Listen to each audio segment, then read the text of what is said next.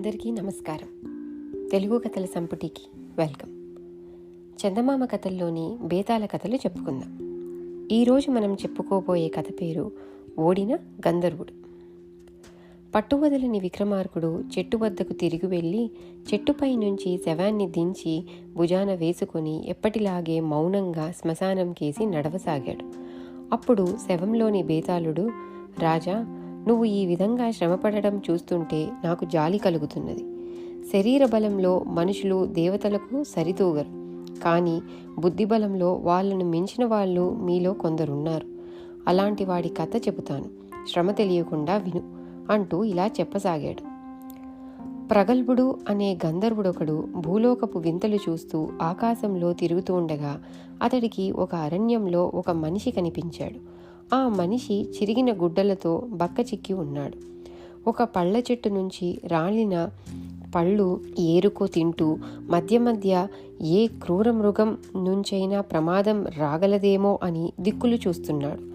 గంధర్వుడు ఆ గర్భదరిద్రుణ్ణి చూసి జాలి పడకపోగా వాడికి తన లోకంలో ఉన్న ఐశ్వర్యాల సంగతి చెప్పి తనకు గల అపూర్వ శక్తులు ప్రదర్శించి వినోదించాలని బుద్ధి పుట్టింది.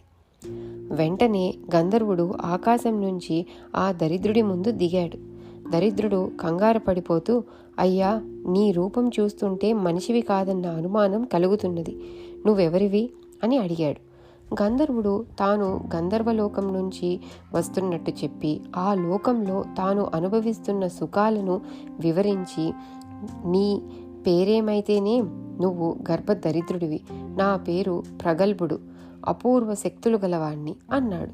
దరిద్రుడు ఆ మాటలకు చిన్నగా నవ్వి, అపూర్వ శక్తులన్నవి చెప్పి ప్రయోజనం ఏమిటి? నేనెప్పుడైనా చూశానా?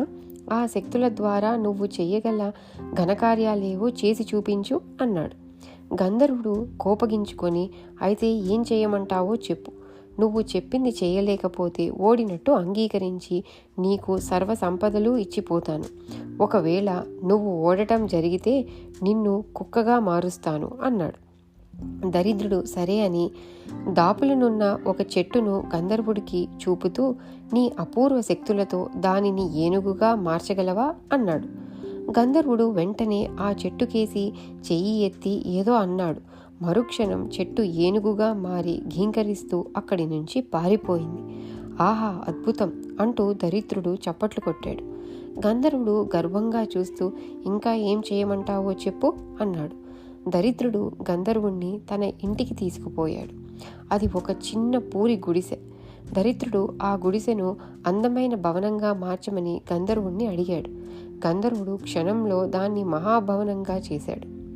దరిద్రుడు తన కుంటి తమ్ముణ్ణి గంధర్వుడికి చూపి అతడికి కాళ్ళు వచ్చేలా చేయమన్నాడు. గంధర్వుడి శక్తి వల్ల ఆ కుంటివాడు కుంటితనం పోయింది. అది చూసి దరిద్రుడు తమ్ముడి భుజం ఆప్యాయంగా తడుతూ పెద్దగా నవ్వాడు. గంధర్వుడు కోపగించుకొని, ఇంతవరకు నీవు చెప్పినవన్నీ చేశాను.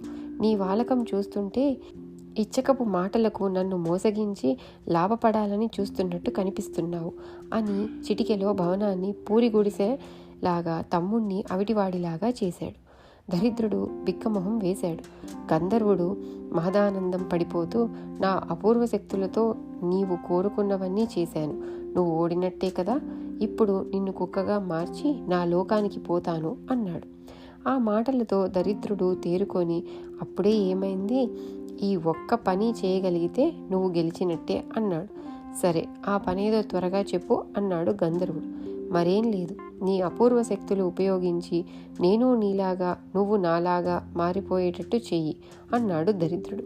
గంధర్వుడు 1-2 క్షణాలు ఆలోచించి వణుకుతున్న గొంతుతో, నేనే ఓడిపోయాను అని దరిద్రుడు పూడి గుడిసెను అందమైన భవనంగా మార్చి అతడి తమ్ముడి అవిటితనాన్ని పోగొట్టి అక్కడి నుంచి వెళ్ళిపోయాడు.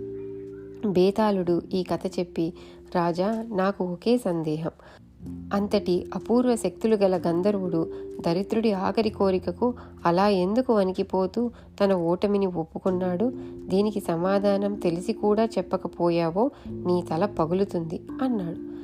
దానికి విక్రమార్కుడు, అంత అపూర్వ శక్తులు గల గంధర్వుడు దరిద్రుడి చేతిలో ఓడిపోవడానికి కారణం అతడిలో బుద్ధిబలం తెలివితేటలు లేక కాదు, తాను గొప్ప తెలివిగలవాడిననే అహంకారం. గర్భదరిద్రుడిగా కనిపిస్తున్న మనిషి అమాయకుడన్న పొరపాటు అంచనా అతడి ఓటమికి కారణమయ్యింది. దరిద్రుడి ఆఖరి కోరికే గంధర్వుడి అహాన్ని దెబ్బతీసి అతన్ని ఆలోచించేలా చేసింది. దరిద్రుడి కోరికే నెరవేర్చడం అంటే తన శక్తులన్నీ అతడి పరం చేయడం అవుతుంది. అప్పుడు వాడు తనను కుక్కగా మార్చగలడు. ఈ సంగతి గ్రహించిన గంధర్వుడు దరిద్రుడికి అన్ని ఐశ్వర్యాలు ఇచ్చి మారు పలక్కుండా అక్కడి నుంచి వెళ్ళిపోయాడు అన్నాడు. రాజుకు ఈ విధంగా మౌనభంగం కలగగానే బేతాళుడు శవంతో సహా మాయమై తిరిగి చెట్టెక్కాడు. ఇది కథ. మళ్ళీ తిరిగి ఇంకో కథతో మళ్ళీ కలుద్దాం. అంతవరకు సెలవు.